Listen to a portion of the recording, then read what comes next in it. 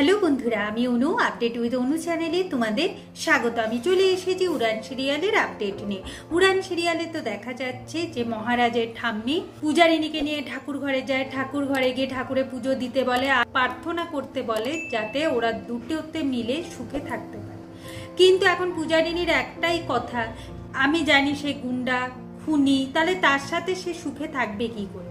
এখন মহারাজের ঠাকুমা বলে আমার নাতি গুন্ডা খুনি কিছুই নয়, আর ওর মধ্যে থেকেই হিরেটাকে খুঁজে বার করতে হবে, যেটা মা তুমিই পারবে। ঠিক সেই সময় মহারাজ পূজারিনীর বাবার ফটো নিয়ে এসে হাজির হয়।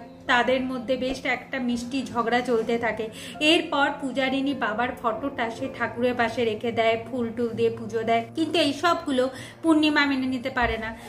এখন মহারাজের ঠাম্মি কোনো কথা বললে পূর্ণিমা বলে এটা আমার জগৎ, এখানে আমি রাজত্ব করি, তাই আমার কথাই শেষ কথা। আপনি গ্রামের বাড়ি থেকে যা ইচ্ছা করে বেড়াবেন, এখানে এইসব কিছু চলবে না। এরপর পূজারিনীর বাবার ফটোটা নিয়ে ছুঁড়ে ফেলে দেয়।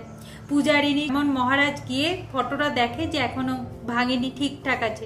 এরপর মহারাজ তার মাকে বলে তোমার রাগটা আমার ওপর, তুমি আমার ওপরই দেখিও, বাদ বাকি কারোর উপর এই রাগটা দেখিও না। এরপর মহারাজ পূজারিনীর বাবার ফটো নিয়ে গিয়ে নিজের ঘরে রাখে।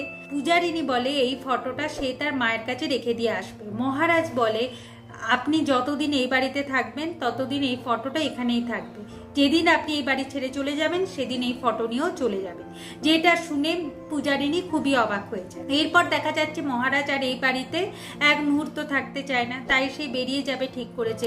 ঠাম্মি তাকে জোর করে দিব্যি দিয়ে আটকে রেখেছে, কিন্তু মহারাজ জানিয়ে দেয় যে এই বাড়িতে বেশি দিন থাকা তার সম্ভব নয়, তাই সে ঠাম্মির সাথে গ্রামের বাড়িতে চলে যেতে চায়। কিন্তু এখান ছেড়ে যদি চলে যায় তাহলেও তো বিপদ আছে, আর পূজারিনীর কথাও তো ভাবতে হবে।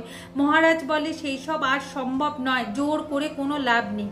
কিন্তু ঠাম্মির মন রাখতে এখন মহারাজ বলেছে যে পূজারিনীর কথা সে ভাব। এরপর দেখা যাচ্ছে ভাত কাপড়ের অনুষ্ঠান শুরু হবে। পূজা খুব সুন্দর করে সেজে এসেছে, তবে পূজার কাছেই শিব আর মিলি মিলে বিজ্ঞাপনটা পড়ে শোনায়, যেটা মহারাজ পূজারিনীর জন্য বিজ্ঞাপন দেবে না। এটা শুনে পূজা অবাক হয়ে যায় যে যার সাথে বিয়ে হলো আমার, সে আবার আমার নামে বিজ্ঞাপন লিখেছে। এইটা পড়ে তোমাদের হাসি পাচ্ছে? এই তাহলে কেমন? আমি তো একে চিনতেই পাচ্ছি না, আর সত্যিটা কি সেটাও খুঁজে বের করতে পারছি না।